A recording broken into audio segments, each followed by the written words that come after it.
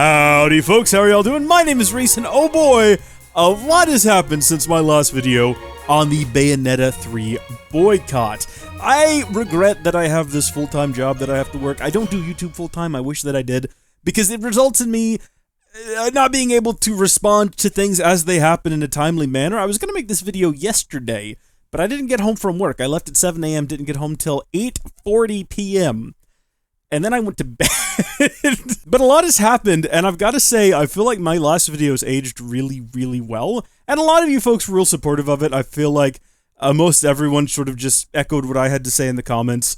There was one dissenter who took umbrage with my use of the word pathetic. I think that they assumed I was applying it actually to Hellena Taylor, calling her pathetic, but no. My use of the word pathetic was very clearly meant to denote my opinion that the boycott was a bit pathetic, because I didn't see any merit in it. And that's been reaffirmed by the news that's come out. So Jason Schreier over on Bloomberg.com has released this fantastic article with all of the information you need in it. I will link it in the description down below, but there's some gems in here. There's some little nuggets of information that we did not have before, information that certain YouTubers didn't have before, when they just automatically hopped on the Hellena Taylor train and basically did her work for her, spreading the news of the virtuous boycott that we were all going to be a part of. We're all going to be part of a revolution! Not so much. So we're actually going to start down here in the article. Again, if you want to read the whole thing, it'll be linked down below. But in the case of Bayonetta 3, the developer appeared to be determined to rehire Taylor, according to two people familiar with the negotiations, as well as documentation reviewed by Bloomberg. So we have some people on the inside at Nintendo, at Platinum, somewhere with information that is leaked to the press. Now, I'm not going to say that Hideki Kamiya himself got fed up with this and just sent Hellena Taylor's contract to Bloomberg with the promise that they would keep this all under wraps and completely anonymous. I'm not saying that's what happened. It probably isn't, but something like that happened, because all of this stuff is under NDA, and even though Hellena Taylor doesn't care about NDA, I'm sure that the multi-million-dollar business that is Nintendo and Platinum, they probably care, and they're probably trying to work within the confines of that so as not to open themselves up to possible litigation. So no one's going to come out and put their name to this, but I'm assuming that someone on the inside, and this is only an assumption, but someone on the inside with access to this information, with access to this documentation, slipped it over to Jason Schreier, and thank goodness for it. So here's where their accounts differ. Platinum Games sought to hire Taylor for at least 5 sessions, each paying $3,000 to $4,000 for 4 hours in the studio, said the people, who asked not to be identified because they aren't authorized to discuss private contract negotiations. That would make the total for the game at least $15,000, possibly more. Now, some of you probably remember that Hellena Taylor said that the offer she received was $4,000 for the entire game, which is not terrible from my perspective. I mean, if you think about it, what would that be? Assuming it was 5 sessions, 4 hours each, 4,000 divided by 5 divided by 4, 5 sessions, 4 hours each, $4,000, that's $200 an hour. It's probably not great in terms of voice acting pay. I would not know. I am not a voice actor, but it sounds good to me. I'm not a wealthy individual, and that sounds like fantastic pay. Now, I understand it's a bit different, because with a voice actor, you're not doing a gig every day. You're not doing 4 hours every day. You're not making that kind of money every session, every day, every month. Gigs are spaced out. So it's not like me, where I go to work and I do that 5 times a day, and that's pretty much guaranteed every week until I die. With a voice actor, you might have a couple months where you're not working. So you need to make a bit more when you're in the booth to cover those stretches while you're waiting on the next job. I understand that. But the $4,000 was a lie, according to this information. You might remember Hellena Taylor trying to compare her situation to starving NHS workers who can't afford to feed their families and have to go to, like, food lines. You know, in England right now, there are nurses going to food banks to feed their children. Lazarus from the Bible. Do you remember when she invoked the Bible? To Kamiya, the presidents of Nintendo, and all other fat cats around the world, I would like to quote to you from the greatest moral teacher who ever lived, Jesus Christ, from his parable of Lazarus and the rich man. She was offered $3,000 to $4,000 for 4 hours of work times 5. I'm not sure. Not sure if that was a very genuine comparison to make there, dear. So in response to that offer, we're going to continue the article now. Taylor asked for a 6-figure sum as well as residuals on the game. 6 figures. That is a minimum of $100,000. Now, for those of you who don't know where these offers lie on the scale of average wages for a voice actor, according to some documentation I found, the guild or the union that voice actors are a member of, the minimum is about a little under $1,000 for a session. So they were offering her literally 3 to 4 times more than the minimum, which, I mean, that's not too bad. 3 to 4 times. And yeah, she came back with like, actually, I want a 6-figure sum. Let's just put that into perspective. The minimum is under $1,000, and she is asking for literally 100 times that at a minimum. She said it's 6 figures. They didn't say how much. I said it's a minimum of 100,000 to get to 6 figures.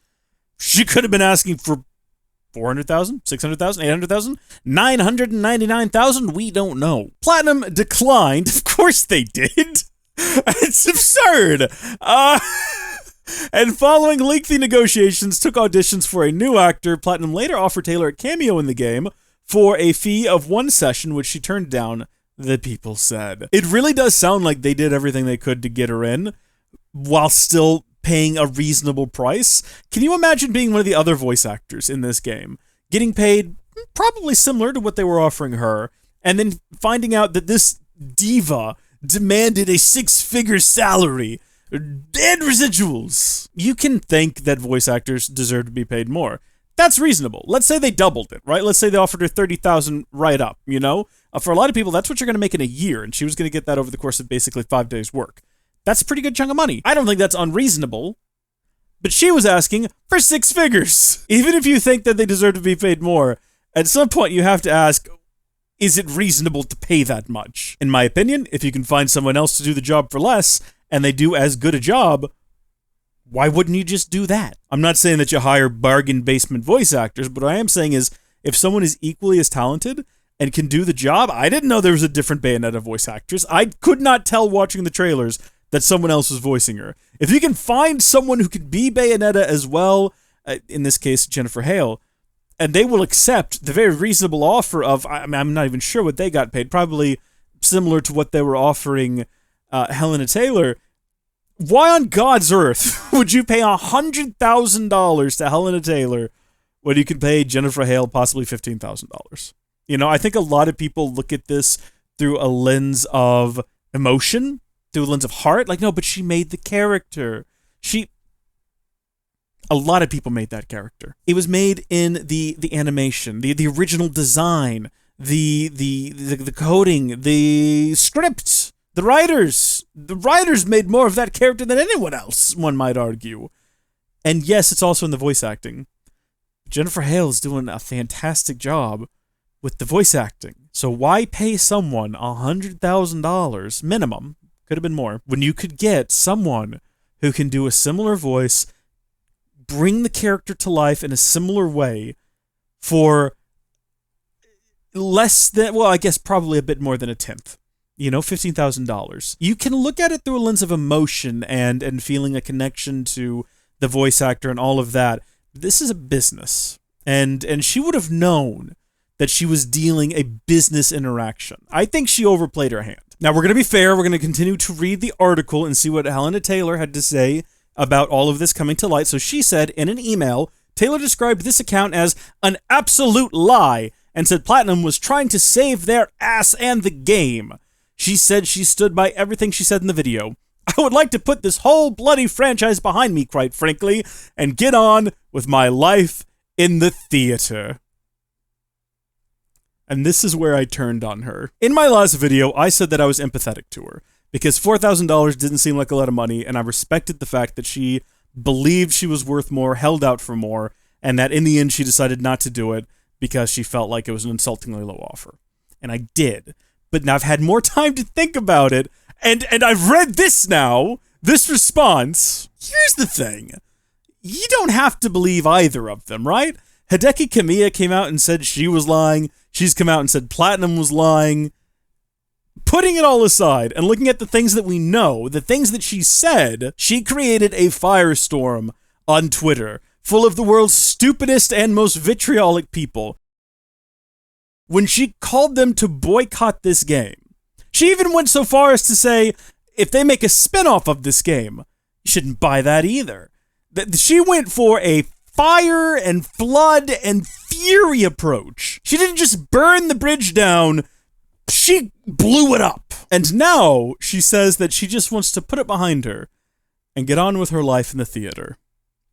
So what was the point of this? If she really just wanted to get away from Bayonetta and move on with her life, she had no reason to make a video on Twitter calling for fans to boycott it. That's not what you do when you want to move on from something. That feels to me, and I can't speak to her heart, and I can't speak to her intentions. I can only speak to what it looks like. And from the outside looking in, it feels like she overplayed her hand. It feels like she thought that she was more important to what Bayonetta is than the studio thought she was. And it sounds like the studio, they were trying to play ball. They negotiated. They wanted to get her in. But she just way overestimated what she brings to the table. You know, I've done some research. A minimum of $100,000.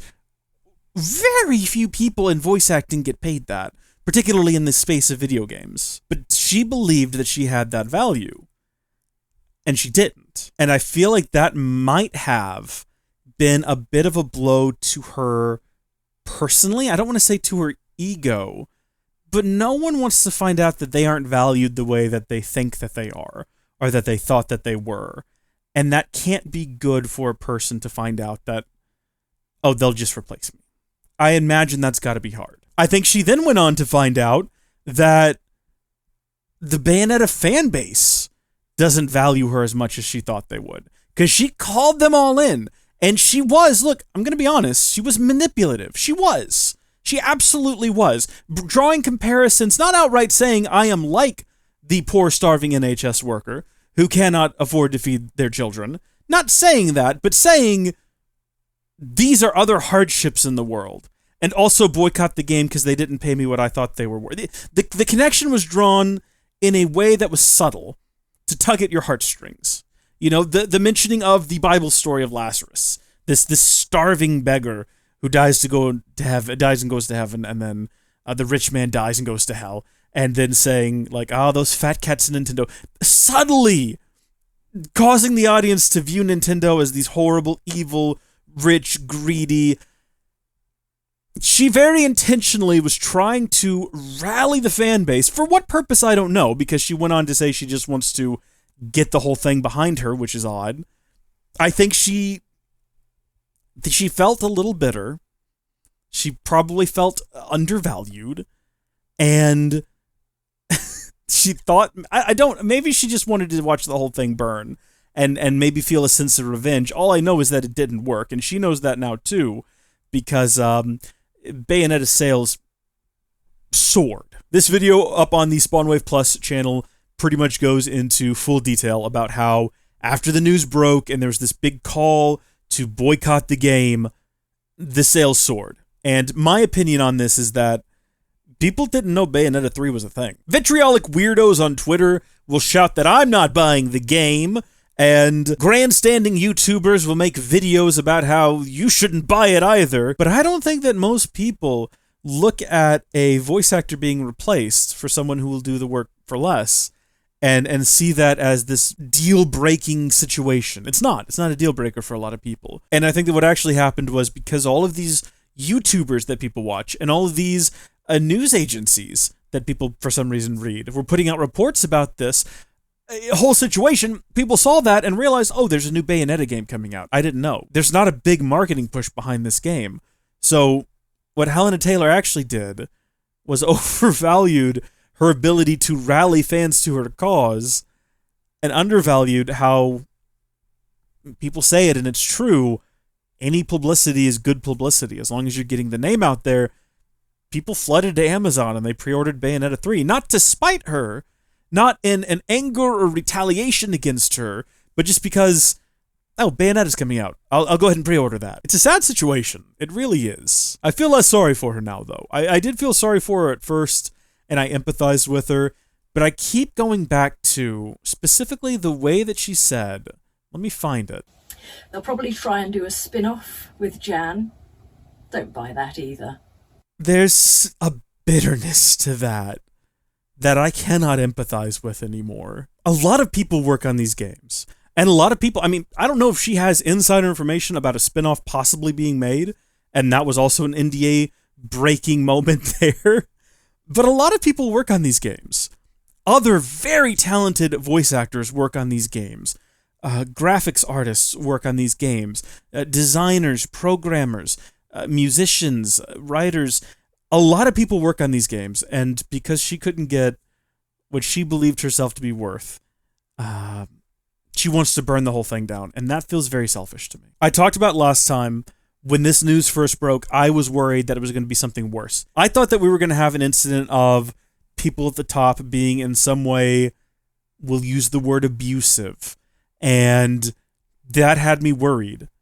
And then when I found out that it was literally just a pay dispute, I wiped the sweat off my brow and said, okay, let's think about this. Does she have a point? Should she have been offered more? But I can't get behind calling for a boycott, not just of this one game. She's calling for a boycott of the series when so many people put hard work into it. It'd be one thing if the apple was rotten at the core and you didn't want to support the company as a whole. But I can't get behind boycotting what is probably going to be a very good game made by very talented people whose jobs may be depending on it. I know a lot of people think Platinum is this huge studio, but they're not. And they've been putting out some stinkers. Babylon's Fall was a fall from grace. It didn't do well. The company's not as, I think, financially solid as many people think. And if Bayonetta 3 tanked, if people didn't buy it and it went down in flames, I don't know, we might be looking at a buyout of Platinum Games. Do you want to see Tencent own Platinum Games? I don't. Pay bills. Thank you for that reminder. I'll do that in a minute. I don't really want to talk about this anymore. I have a calculator open here, and I punched in 450 million because I keep seeing this number thrown around for how much profit Bayonetta has brought in as a franchise, just in game sales. I keep seeing that thrown around, and I cannot believe it is true, because Bayonetta is not a huge seller. But let's do the math here, and let's be genuine about it. Or not even genuine. Let's be generous about it.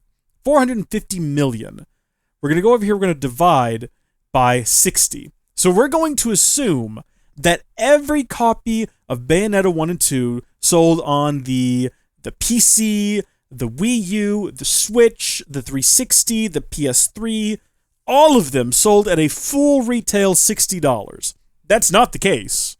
That is definitely not the case. Most people, I feel like, who own this game probably bought it on sale. If you bought them on the Wii U, it was only $50. But we're being generous. We're giving it the best odds of being true. 450 million divided by $60 comes out to 7.5 million, or 7,500,000. In order for the game to have made, again, this is the number that people keep throwing out there, $450 million in profit, the two games would have had to have sold 7.5 million copies at full retail price.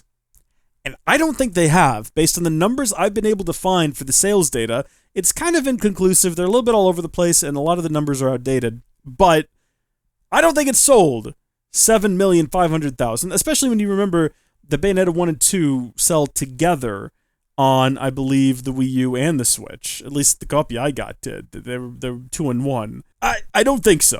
And that assumes complete profit, right? Because that's the thing I keep throwing around. It's not just 450 million in sales. It's like $450 million profit. No.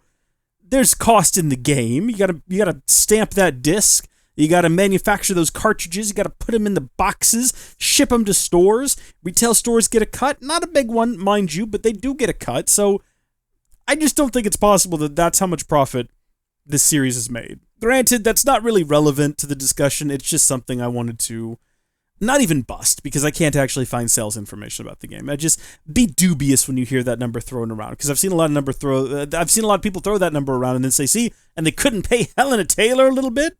That money's getting divided to a lot of different places. Some of it's going to Platinum for making the game. Some of it's going to Sega because they own the character, I think. Some of it's going to Nintendo because it's going on their platform. And I guess they're doing all the marketing. That money's being divided, and then when it's in those companies, it's got to go to a bunch of different places. Yes, voice actors, not just Hellena Taylor, but all of the other ones. And then the people who do music, and the people who do art, and the people who do the animation work, and the people who work on the engine. It might run in a pre-existing engine, I'm not sure, but I'm done with this. My final stance on this is that unless Hellena Taylor can come out and she can show us her contract, if she can show us some paperwork showing what they actually offered her in retaliation to what is being alleged in this lovely article here over on Bloomberg, linked in the description, unless she can do that, and she won't, because like she said now, she just wants to put the whole bloody franchise behind her, because it turns out she overplayed her hand twice now. She just wants to put it behind her and become a theater actress. Good for her, I guess. But I'm just going to have to assume, if I'm looking at these two accounts, which one seems the more honest and the more truthful, and it feels like it's the one from Platinum, or from people inside the company. Hideki Kamiya's response to the situation: outraged, calling this whole thing, actually I think this quote is in here somewhere, Taylor's allegations sad and deplorable. By the way, his Twitter is back up again, if you're interested. Don't talk to him in English, he will ban you. I think what we have here is a case of a very talented woman who overvalued herself in the eyes of a company. You know, she might be worth 6 figures, and I respect her if she wants to stand by that. That's good. But I think she overplayed her hand and found out that she is actually expendable to the company. And then she overplayed her hand and found out she's actually expendable to gamers, who, as soon as they saw the controversy, said, oh, there's a new Bayonetta game, I'll go buy it. And I think that, based on now having rewatched her videos, she was a bit manipulative. She tried to tug at the heartstrings, a bit disingenuous. I don't want to say a flat-out liar, because we don't know yet, for sure. A bit bitter. You know, going back to that video saying, you know, they might do a spinoff, don't buy that either. And now that she's realizing her situation, she just wants to put it all behind her and move on. And I think we should let her. The internet is full of a lot of very spiteful and hateful people, and a lot of vitriol. And in my last video, when I was preparing it to release, I made the decision not to link to Hellena Taylor's Twitter account, because I saw the tweets that Jennifer Hale was getting. Didn't even talk about that. She threw Jennifer Hale under the bus. And as such, the awful, awful Twitter community attacked Jennifer Hale for doing nothing more than just accepting a reasonable pay on a job. That's all she did. And she was being lit up by some of the most foul, vulgar, awful people on the internet, saying absolutely despicable and deplorable things to her. And I made the decision that I was not going to include Hellena Taylor's Twitter link. Not because I think anyone in my fan base would do anything like that. You know, no one in my viewer base is that awful. But it only takes that one person, you know, and I didn't want to make it easy for them if they were going to be awful. If you're watching this video, and like me, you've come to the conclusion that maybe Nintendo isn't really the bad guys here. Maybe Platinum aren't really the bad guys here. Maybe Hellena Taylor was a bit misleading. And you feel like you need to go be mean and vitriolic towards her. And ask that you don't, because it's just not called for. There are enough awful, mean people on the internet, you know? I realize I spent the entirety of my last video on this subject laughing at the absurdity of the situation because it was funny. And it is. It's a funny, absurd situation. But there's no reason to be mean to Hellena Taylor. If she's made the decision now that she's burned the bridges, and trust me, she's burned the bridges, no one will hire her for a voice acting gig now. She's basically guaranteed that. If she wants to move on, let's just let her move on and wish her all the best in whatever she does next. And just don't be mean. There's no reason for it. It's all over now. And I guess if she had caused lasting damage, maybe there would be a reason to be upset with her. If you love the franchise and you felt like her boycott killed Bayonetta 3 and now there will never be a Bayonetta 4 or Bayonetta spinoff, I could understand being upset about that, but that's clearly not happened. Sales have soared. The game is selling better than it was before she came out on Twitter. So I think the franchise is probably safe. Maybe it's time to just let it lie. Unless something crazy happens, I'm not making another video about this. This is my second one and I'm leaving it at that. Unless something crazy happens. But until then, or until whatever else, I thought about making a bit of video about G4 imploding, but what can I say that hasn't already been said? You know what I mean? So until I find something possibly more positive to talk about, thank you folks for watching. God bless you, and I'll see you later.